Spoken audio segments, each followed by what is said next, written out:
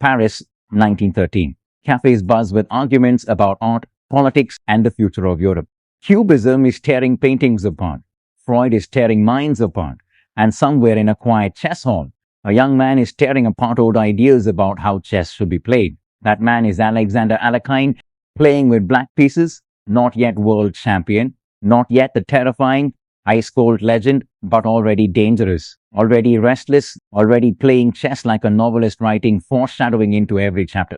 Across the board sits Rodziński, a lesser-known but ambitious player, playing white. A man brave enough to attack, confident enough to grab material, and crucially, willing to believe that a king can survive in the center if the numbers look good. This game is short, brutally short, but short games are often the loudest. This one ends with a whisper and a checkmate that feels like a closing coffin lid.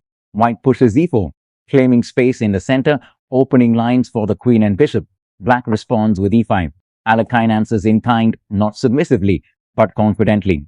He meets presence with presence. White develops with nf3, and this is chess speaking incomplete sentences. The knight steps forward to attack the e5 pawn, defend the center, and prepare castling. It's efficient, principled, and calm.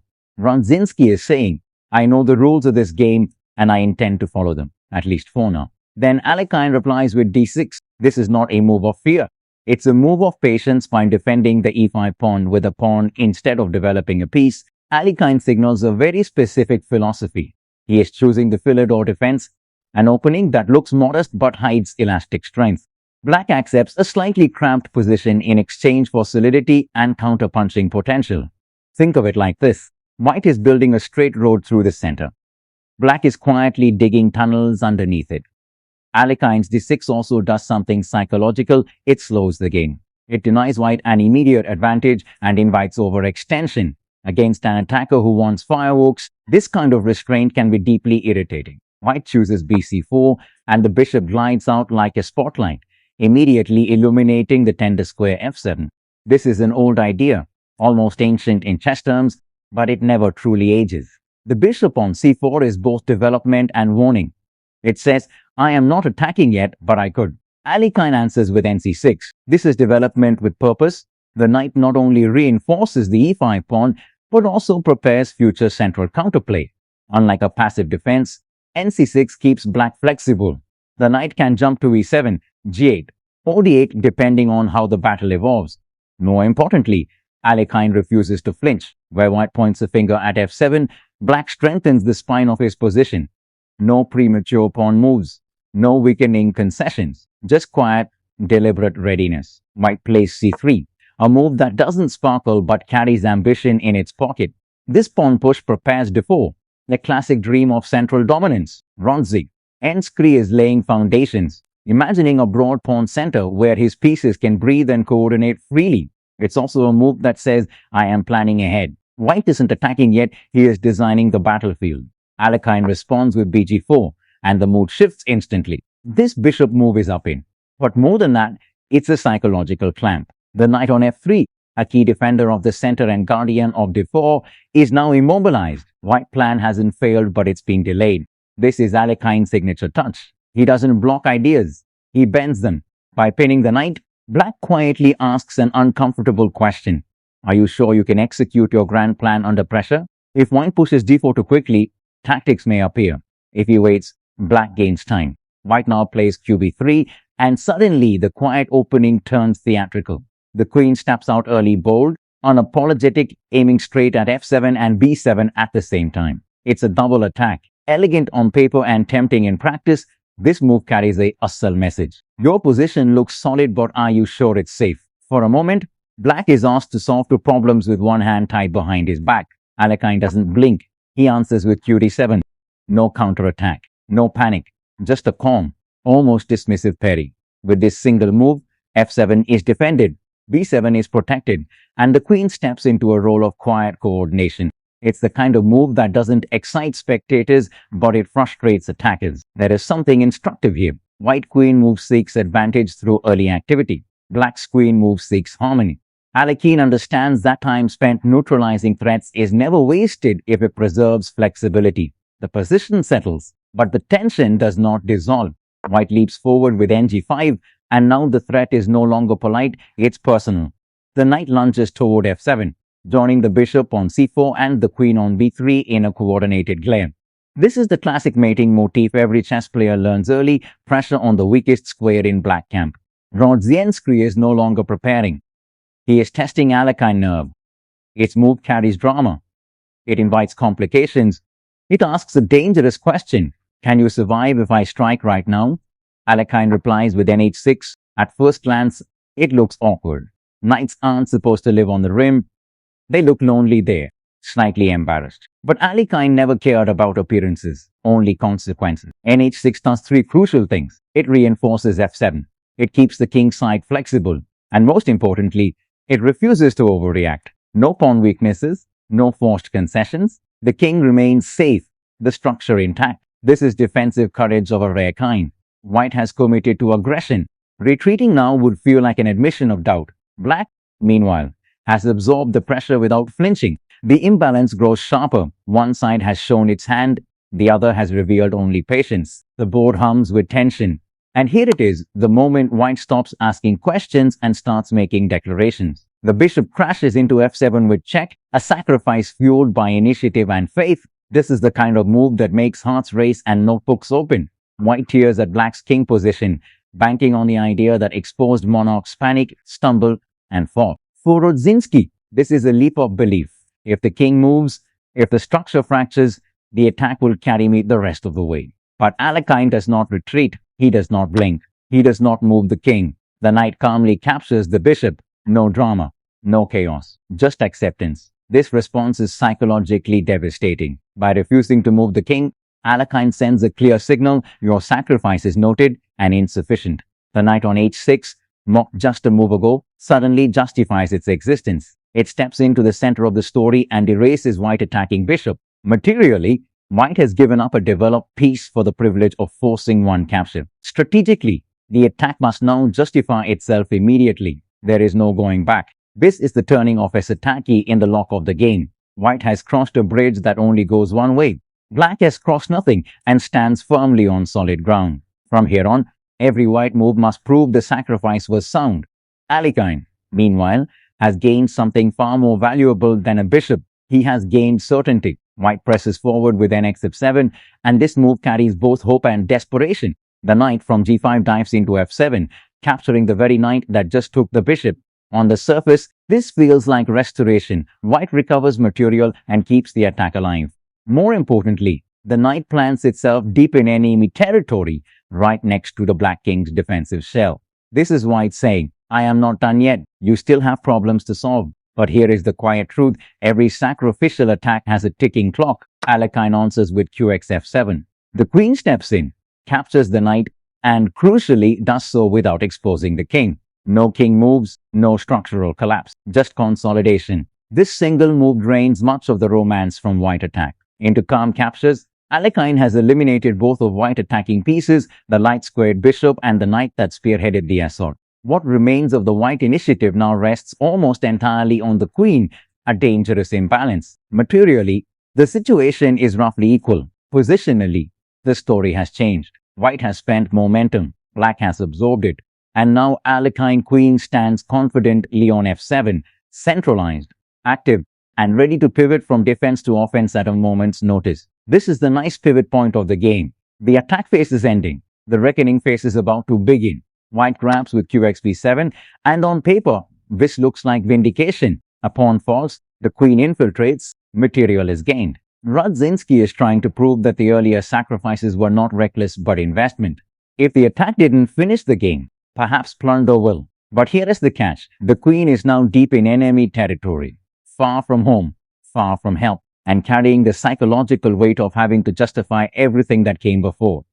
Alekhine responds with kd7. This is the move that separates the merely brave from the historically fearless. The king walks forward, not backward, not sideways, forward into the center of the board. To a casual viewer, it looks insane. To Alekhine, it's geometry. By stepping to d7, the king escapes future checks, connects the rooks, and most importantly, signals total confidence. There is no panic here, no emergency evacuation. This is the king taking command of the position. White plays qx8. And for a brief, intoxicating moment, it feels like triumph. The rook falls. Materially, this is enormous. A queen taking a rook in the corner is the kind of move that makes score sheets look impressive and attackers feel justified.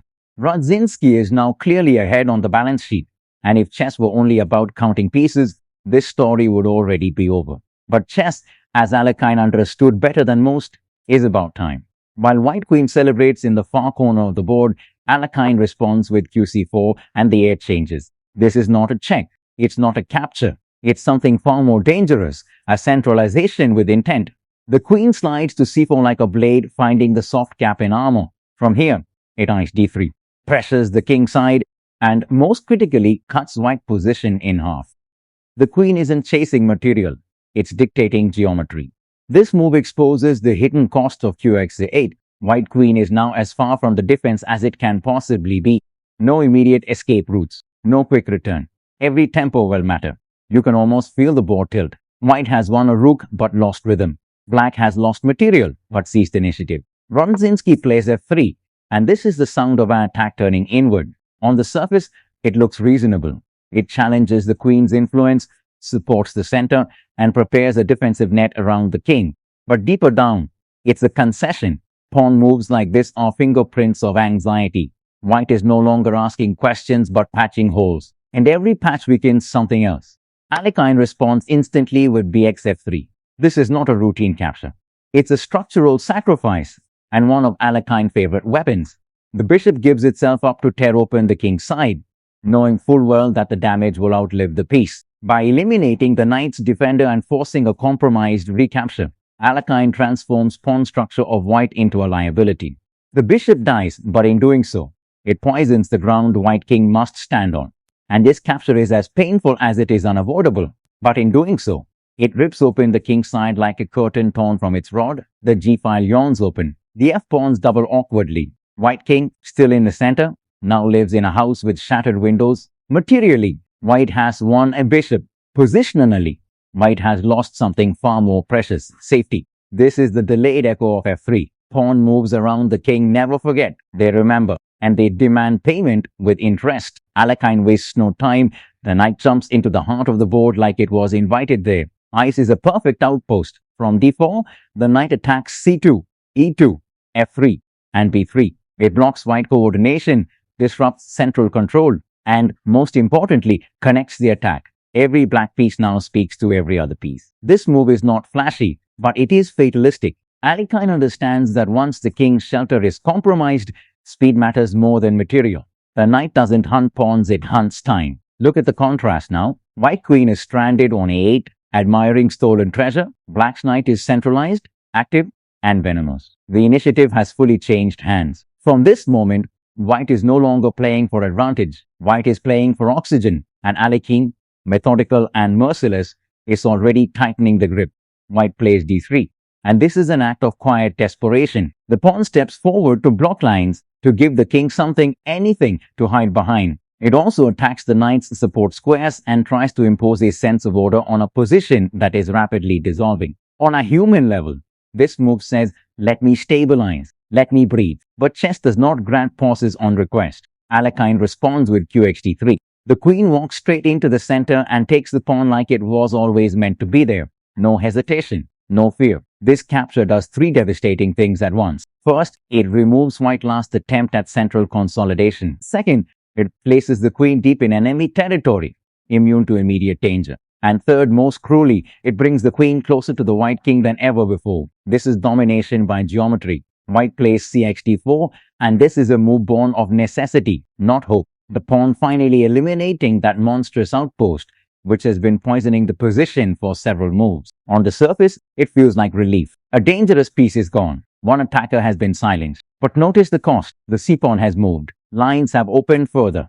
The center is now even more exposed. And crucially, this capture does not solve white problems. It merely changes their shape. Alekhine answers with b7. And this is where his genius shows its quiet side. No check, no captures, just development. The bishop calmly steps into the game, connecting rooks and preparing the final act. This is the kind of move that inexperienced players underestimate because it doesn't look violent, but it is lethal in its restraint. This is the nightmare stage of a lost position, the moment when the opponent stops attacking wildly because they no longer need to.